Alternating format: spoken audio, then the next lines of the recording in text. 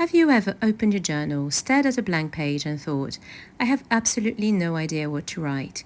You know journaling is good for you, you want to write or do something, but your mind goes completely blank. Today, I'm sharing 6 simple ways to break through the blank page and let your journal almost write itself. My favorite way to begin is by inviting a little bit of serendipity into the process. So grab any book that's nearby. It could be a novel, a poetry collection, a self-help book, anything at all. Open it to a random page and choose one word, one sentence, or one phrase that catches your attention. Don't overthink why you chose it, then simply begin writing. You can start with this word or this sentence make me think of, or you can start by saying when I read this sentence I think about. Then just keep your pen moving. This is called spontaneous writing, and it's amazing how quickly your thoughts begin to flow. So for today's page though, I felt inspired by just a couple of words, which reminded me of the summer, because we are right in the middle of a heat wave, and I wanted my journal to capture the feeling, not of being too hot though, but of capturing the warmth at least. So I reached for my Caran d'Ache watercolor pencils and began making simple lines across the page. Then I decided to add little dots, loose flowers, and playful marks without worrying too much about making anything perfect, because that's really what the journaling is about, or at least a new creative journal. It's about playing, experimenting, expressing yourself without pressure.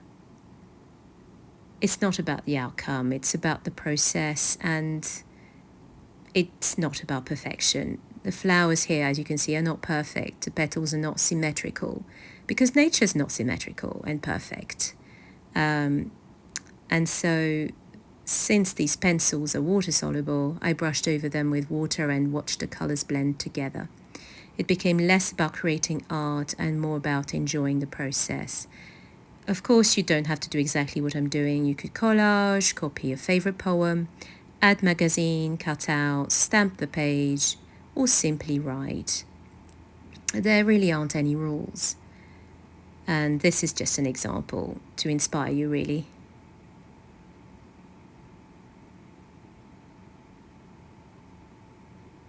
And to finish, I added soft watercolor background, a few stamp details, and wrote a little bit about how the creative process made me feel. And that's one simple way to get past a blank page.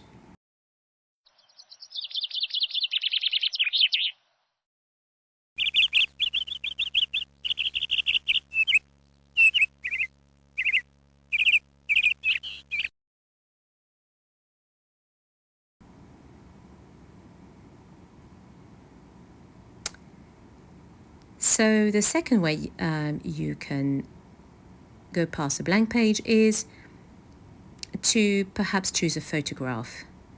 It could be a holiday memory, an old family photograph, a favorite postcard, or a magazine image, or any picture that speaks to you.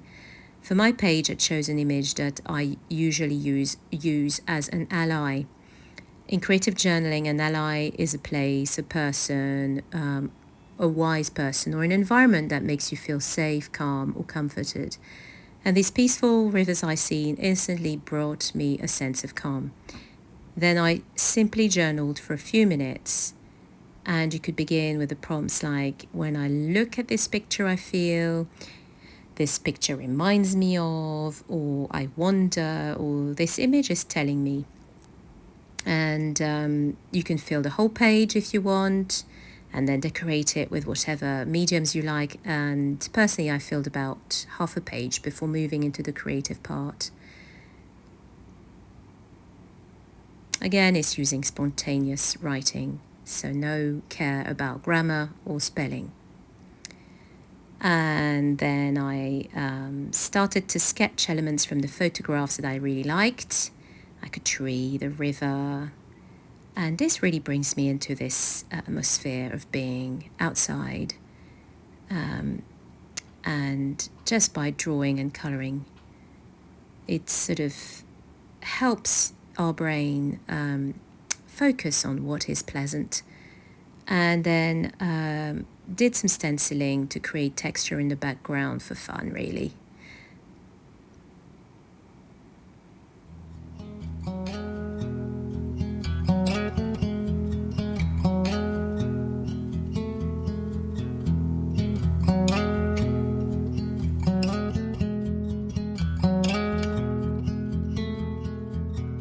If we tried it, we can make it. But don't we ever just take some chances and stop your thinking and start your living? Get your shoes on, we're going dancing.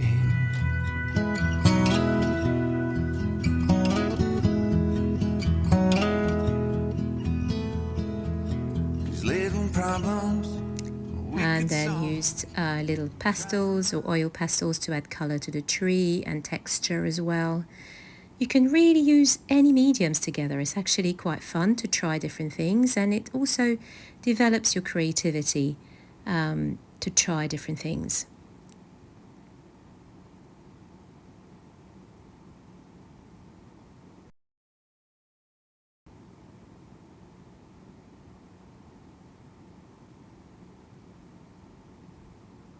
And then finally, just for fun, I drew myself sitting by the river.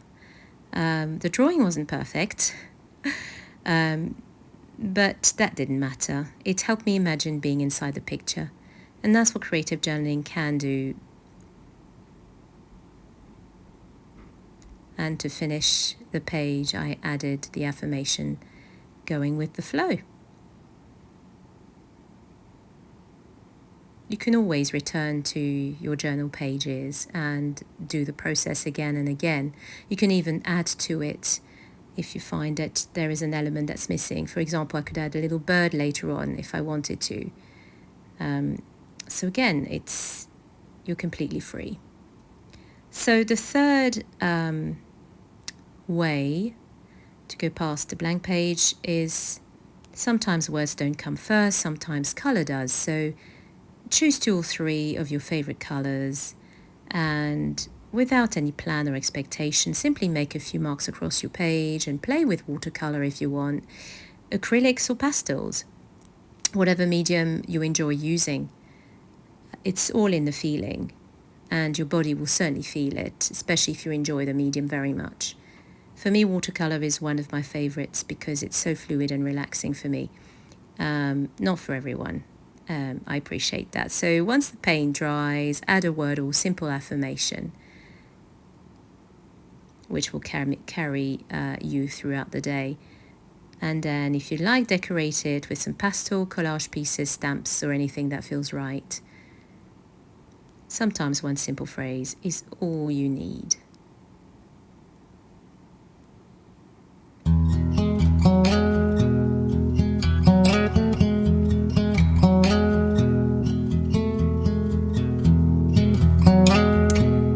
Another beautiful prompt is to use an oracle deck or affirmation cards. Pull one card at random, read the message, then journal about it. You can ask yourself, what does this mean to me today? Or why does this message resonate? Or you can pick a random word from a stash of words that you already have, for example, or in a magazine. And you can finally look around your room, choose an object that catches your eye. Maybe it's something beautiful or something unusual, like this poor fairy. For example, I have this little fairy figurine whose wings and feet have broken off. Looking at it, I couldn't help thinking about resilience, about imperfections, about healing. So it's amazing how much one small object can inspire if we simply give ourselves permission to explore. So I hope this was helpful to you. Until next time, take care of yourselves. Bye-bye.